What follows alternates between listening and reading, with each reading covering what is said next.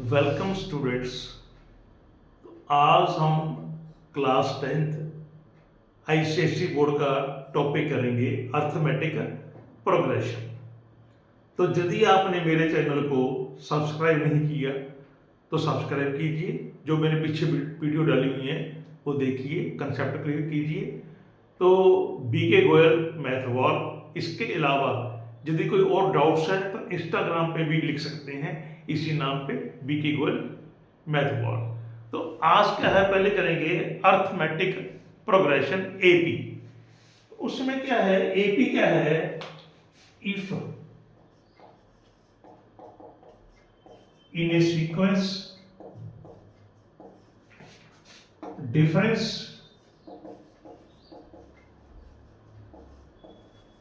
of any term to its preceding term is constant।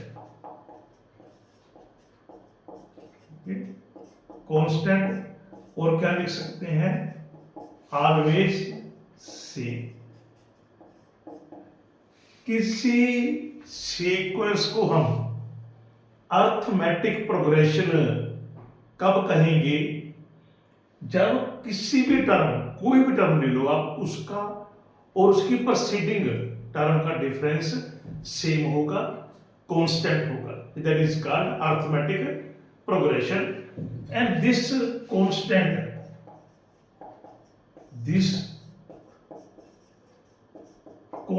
difference is called common difference। तो ये क्या है, उसका कॉमन डिफरेंस है, किसका, of the AP. Arithmetic progression AP का वो क्या है, कॉमन डिफरेंस है। तो जैसे मान लो आपको कोई सीक्वेंस दे रखी है जिसकी ये टर्म्स है A1, A2, A3, A4 ऐसे टर्म्स हैं, ठीक है। तो इसका जो कॉमन डिफरेंस होगा उसका क्या फॉर्मूला है, A2 माइनस A1 होगा, जहां हम इसको ऐसे लिख सकते हैं A3 माइनस A2 या फिर A4 minus A3 and so on.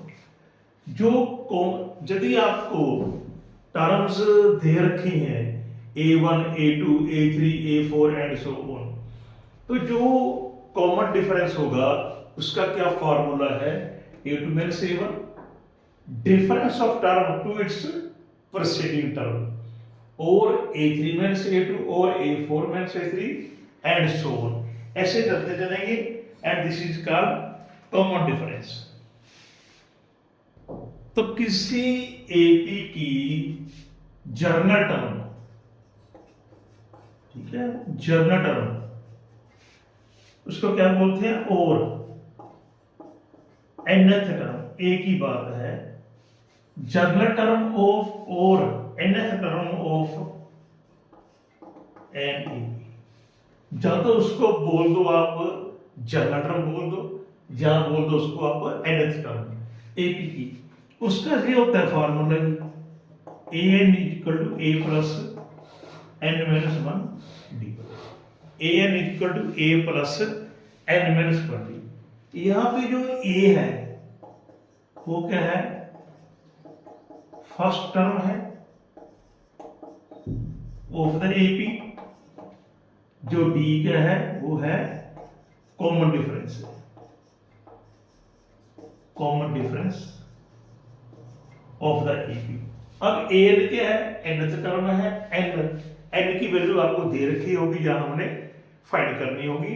तो ये इसका जर्नल टर्म का फॉर्मूला है। It is also called nth term और जनरल टर्म। तो जो फर्स्ट क्वेश्चन है, हमको एपी दे रखी है -4, -7, -10 and -13। Find its A25 means 25th term and A N means general term. तो देखो इसमें क्या लिखेंगे, इसकी लिखेंगे फर्स्ट टर्म कितनी है -4 है। Then find common difference a2 minus A, ठीक है ना, a2 माइनस a1। तो करो सॉल्व इसको, तो कॉमन डिफरेंस कितना आ गया -3 आ गया। तो n कितना है आपके पास 25 है ना, n कितना है 25। जो A25 होती है ये तो लेंगे। अब 25 में से आपने 1 को सब्ट्रैक्ट कर देना है, माइनस कर देना है। तो 25 माइनस 1 कितना आएगा 24। तो 25th टर्म जो AP की है वो A प्लस 24D होगी। अब वैल्यू पुट करो बेटा, A की कितनी वैल्यू है आपके पास -4 है, D की कितनी है -3 है। तो मल्टीप्लाई करेंगे तो A25 कितनी आ गई आपकी -76।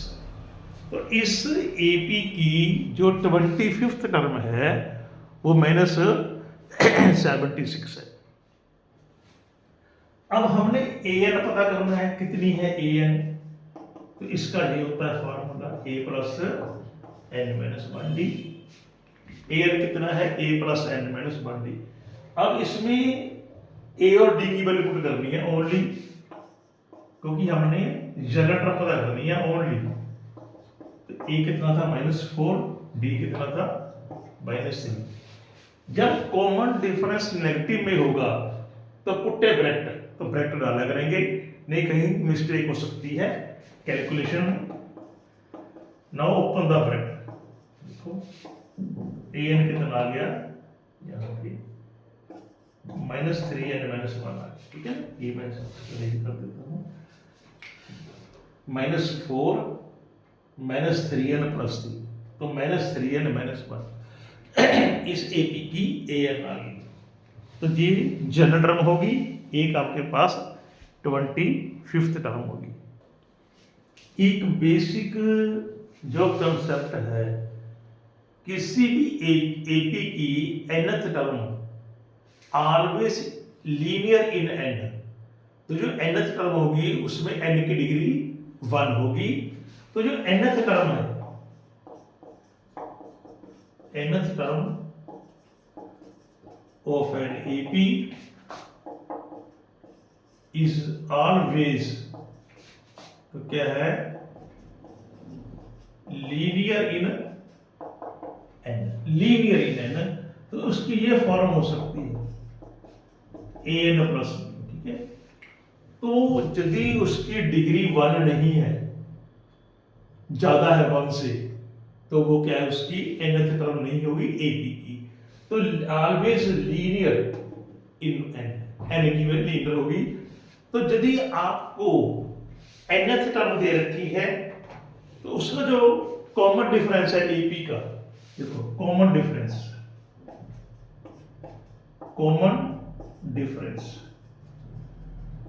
कितना होगा, कोफिशिएंट ऑफ nth टर्म में जो n का कोफिशिएंट है वो उस AP का कॉमन डिफरेंस होगा। ये सीधा सा फार्मूला है फॉर MCQ, ठीक है, ये ध्यान रखना है आपने। अब आगे चलें और क्वेश्चन करेंगे। आपको AP दे रखी है 11, 8, 5, 2 एंड सो ऑन। तो चेक करेंगे, ऐसे लिखते जाएंगे।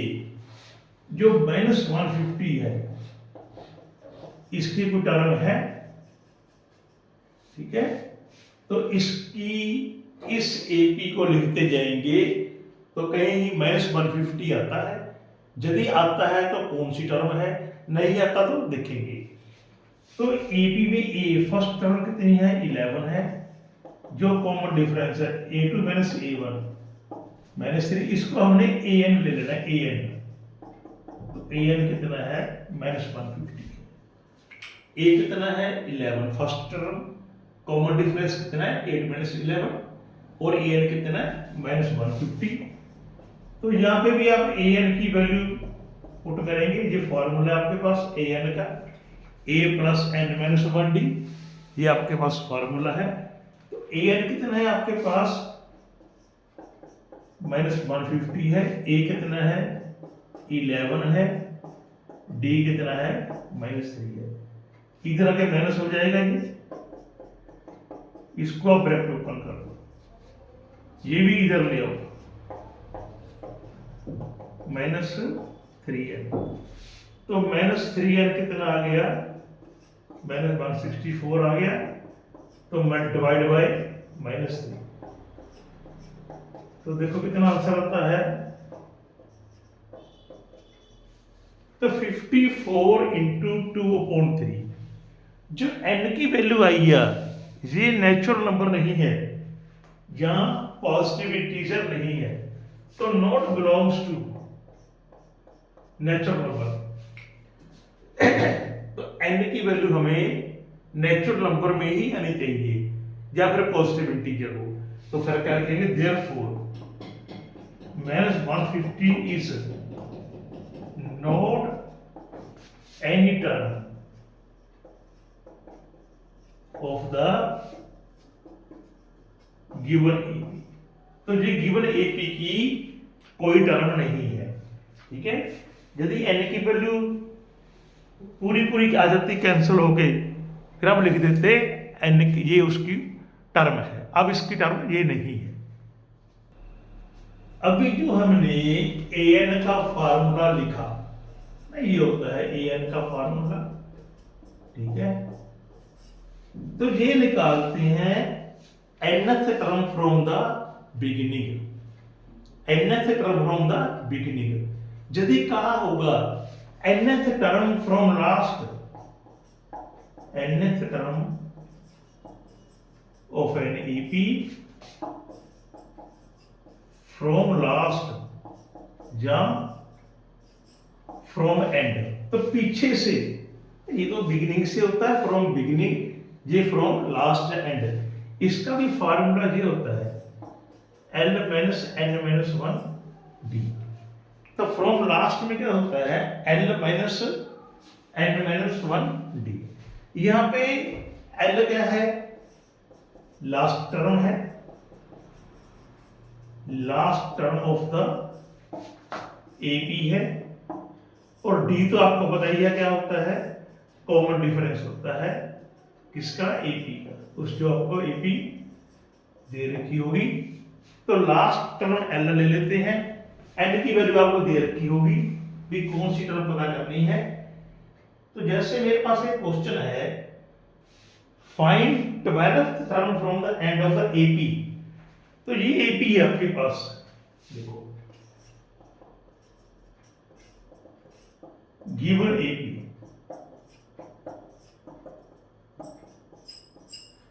तो 12th टर्म पता करनी है, 12th टर्म फ्रॉम लास्ट, ठीक है।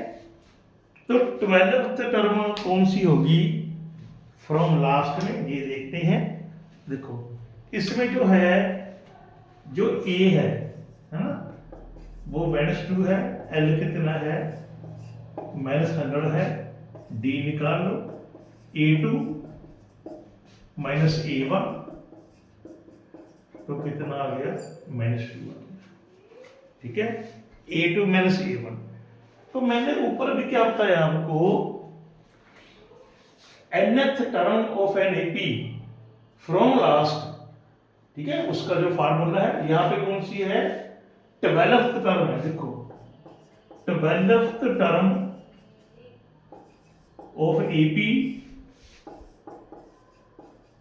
फ्रॉम लास्ट हो गया, या आपके पास क्या हो गया, फ्रॉम द एंड हो गया।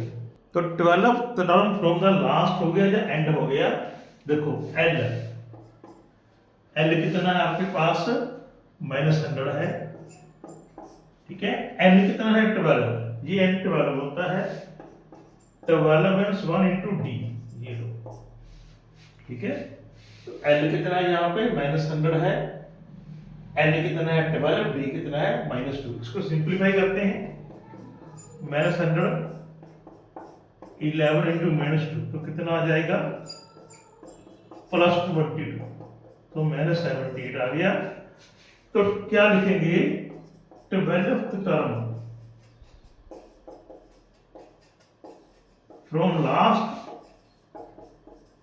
Of the AP is -70। तो इस एपी की 12th टर्म फ्रॉम लास्ट क्या हो जाएगी -78 हो जाएगी। ये इसका फॉर्मूला है L-N-1D।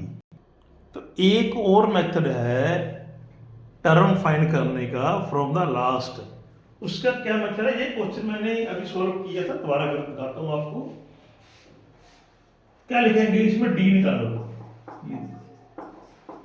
ठीक है, इसका डी निकालो, कितना आ गया -2 आ गया। तो for the term from last, यदि हमने फ्रॉम लास्ट निकाल ली है तो कॉमन डिफरेंस है, इसका साइन चेंज कर दो। जो कॉमन डिफरेंस है इसका साइन चेंज कर दो। जो लास्ट टर्म है उसको आपने फर्स्ट टर्म मान लेना है, ठीक है। जो कॉमन डिफरेंस है उसका साइन चेंज कर दो, नेगेटिव या पॉजिटिव कर दो, पॉजिटिव है नेगेटिव कर दो। जो लास्ट टर्म है उसको फर्स्ट टर्म लेट कर लिया। अब जो आपके पास 8 वैल्यू होती है उसका तो ये होता है बेटा फॉर्मूला a + 11d, a + 12 में से 1 माइनस करेंगे 11d। अब a की वैल्यू कितनी है -100, d कितना है 2, नॉट -22, ठीक है। d कितना है 2 हो जाएगा, +22 तो कितना आ गया -70। तो पिछले फार्मूले से भी यही आंसर आया है, जो अभी लगाया फार्मूला उससे भी आंसर सेम आया है। तो कोई मर्जी यूज कर सकते हो, लेकिन जो पहले वाला है वो ज़्यादा अच्छा है। तो ये तो इमरजेंसी के लिए होता है।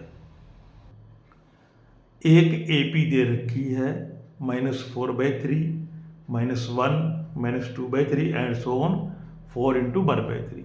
तो इसमें क्या फाइंड करना है, सम ऑफ 2 मिडल मोस्ट टर्म। जो 2 मिडल मोस्ट टर्म उसका सम हमने फाइंड करना है। तो इसका मतलब पहले हमको जे फाइंड करना पड़ेगा, इसमें टर्म्स कितनी है, नंबर ऑफ टर्म कितनी है, मींस एन की वैल्यू निकालेंगे। ये देखो इसको जब सोल्व करेंगे तो कितना आंसर आएगा 13/3 आएगा, ठीक है। तो इसका ए कितना आ गया आपके पास -4/3 आ गया, कॉमन डिफरेंस, ठीक है। ये कॉमन डिफरेंस है a2 - a1। Now take LCM, तो 1/3 ये कॉमन डिफरेंस आ गया। इसकी जो an है लास्ट टर्म है वो 13/3 है।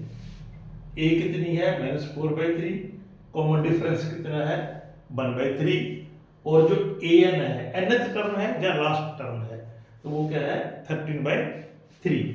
तो हमने an का ये लगाना है बेटा फार्मूला, ये देखो an का ये लगाओ फार्मूला a + n-1d। अब वैल्यू पुट करो, an की कितनी है 13/3, j -4/3, d कितना है 1/3। इसको ब्रैकेट में लिख लो, मिस्टेक नहीं लगेगी। इसको जब प्लस कर लो, ठीक है, प्लस करेंगे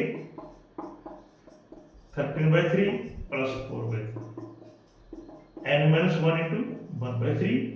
इसका एलसीएम कितना है 17/3 बन जाएगा, ठीक है। ये लो, अब 3 से 3 कैंसिल कर सकते हैं, तो n-1 कितना 17, n कितना आ गया 17, 1 + 18। तो इस एपी में 18 टर्म्स है, तो there are 18 terms, there are 18 terms, ठीक है। अभी करते हैं,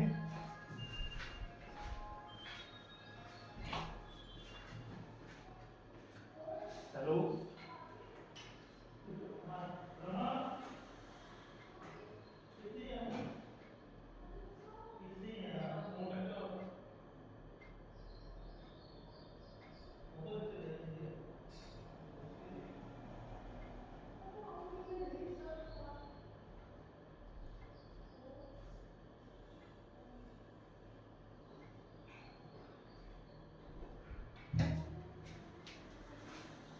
n कितना आ गया 18 आ गया। There are 18 terms, 18 terms in the AP, है ना, एपी में कितनी है 18 टर्म्स। अब 18 क्या है, इवन नंबर है। जब इवन नंबर ऑफ टर्म्स होगी तो देयर आर 2 मिडल टर्म्स। तो कौन कौन सी होगी, एक तो 18/2 कर लो, 9th, और दूसरी कितनी होगी 10th टर्म। यदि नंबर ऑफ टर्म्स इवन है तो दो आपके पास मिडिल टर्म्स होगी। कौन कौन सी, 18/2 सीधी और एक 10th टर्म होगी। अब इनका सम निकालना है, a9 प्लस a10, इसका क्या है a प्लस 8d, इसका a प्लस 9d। तो सम ऑफ 2 मिडल मोस्ट टर्म्स, दोनों का सम लेना है, तो कितना आ जाएगा 2a प्लस 17d। अब वैल्यू पुट करो ही, a की कितनी वैल्यू है -4/3 है।